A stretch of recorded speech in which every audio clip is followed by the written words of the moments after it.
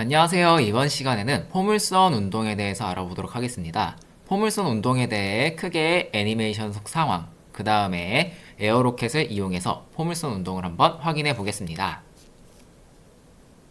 아니 설마 애니메이션 속 상황이 저 물대포가 포물선 운동을 하는 것 때문에 보여주는 것이냐? 라고 한다면 당연히 아니니까 걱정하지 마시고요.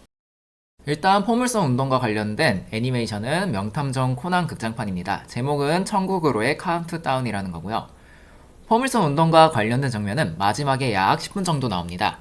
그러니까 그 전에 1시간 30분 정도 되는 내용이 있는데 그거를 간략하게 요약해서 설명드리면 한 화가 할아버지가 있었습니다. 할아버지는 집에서 산을 그리는 것을 무척이나 좋아했는데요. 어느 날 그 산 주변으로 건물이 들어섭니다. 그래서 할아버지는 그림을 그릴 수가 없었어요. 산이 건물에 가려졌기 때문이죠. 그래서 할아버지는 분노하기 시작했어요. 내가 산을 좋아하는데 이 그림을 그릴 수 없다니. 그래가지고 할아버지는 분노에 휩싸여가지고 이제 건물과 관련된 사람들을 살인했던 것입니다. 내가 지금 뭘 들은 거지 싶을 텐데 정말로 지금까지 내용은 이렇고 이제 본론으로 들어가 보겠습니다. 주인공들이 범인이 누구인지 밝혀내고 범인을 기절시킨 상황입니다. 이제 코난과 친구들은 건물 고층에 있었는데 갑자기 폭탄이 설치되어 있음을 깨달았습니다. 그리고 아래층은 폭탄이 먼저 터져서 불길에 휩싸여 있고요. 자기네 층에 있는 폭탄도 이제 남은 시간이 얼마 없었습니다. 아래쪽 불을 끄기 위해서 옆 건물에서 소방관분들이 물을 뿌리지만 이제 그림에서 보듯이 물은 포물선 경로로 뿌려지지만 결국 건물에 닿지 못했습니다. 만화 내용상 헬기도 접근을 못하는데 그때 코난은 옆 건물 개폐식 지붕을 보며 뭔가를 떠올립니다. 코난이 뛰어간 곳에는 경품인 자동차가 있었고 차키도 마침 꽂혀 있었습니다. 코난의 생각을 읽은 장미라는 여자친구는 MBTI가 T인 걸 자랑하듯이 포물선 운동과 관련된 이야기를 설명을 해줍니다. 우리야. 건물 사이의 간격은 50m. 여기서부터 날아간다면 적어도 60m는 잡아야 돼. 옆 건물과의 높이 차이는 20m. 물리학적으로 지구상의 물체는 수평 방향으로는 같은 속도로 진행하지만 밑으로 향할 때는 중력의 영향을 받아서 일정한 비율로 속도가 점점 빨라지면서 떨어지게 돼. 20m 낙하는 데 걸리는 시간을 구하는 식은 T는 루트 G분의 ES. T는 구하는 시간. G는 중력 가속도 9.80665m per 세컨드 제곱. S는 낙하거리 20m. 이 숫자들을 공식에 대입해보면 2.02초.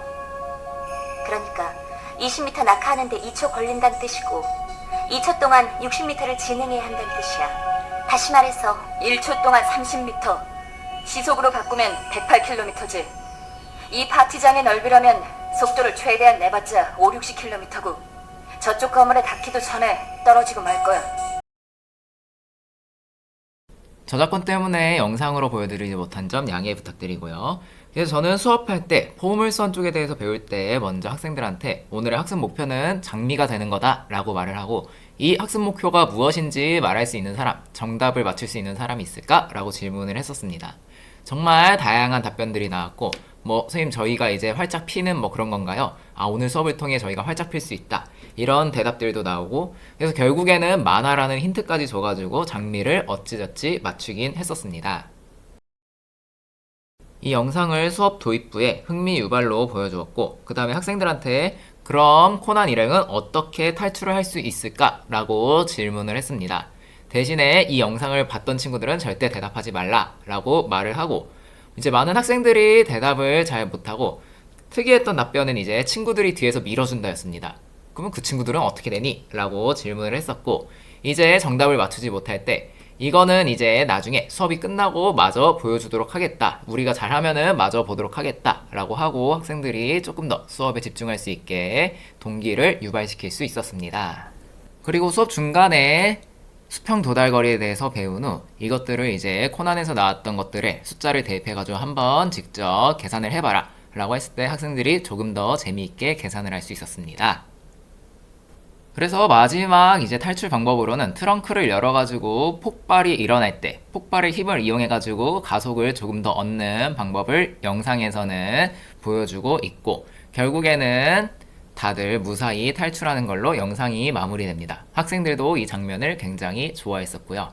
그래서 의미 있게 한 차시 수업을 마칠 수가 있었습니다. 그 다음은 에어로켓 만들기입니다. 에어로켓은 보시면 아시겠지만 굉장히 구성품이 단순하고 만들기가 쉽습니다.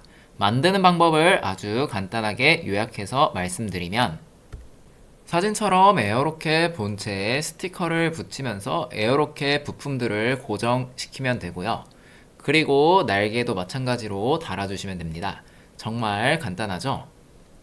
그리고 연결 호스를 이렇게 연결하면은 이제 준비는 모두 끝났다고 할 수 있습니다. 여기까지 걸리는 시간은 약 10분이 안 될 겁니다. 주의할 점도 많지가 않은데요. 이렇게 호스가 찌그러져 있다. 그 부분을 잘 펴줘라 정도인 것 같습니다. 만드는 방법이 쉬워도 학생들마다 만드는 속도의 차이는 조금 났습니다. 다 만든 학생들을 그냥 기다리게 했을 때 학생들이 빨리 에어로켓을 발사시키고 싶어서 교실에서 약하게 발판을 눌러보기도 하고 이런 식으로 진행이 됐었는데요.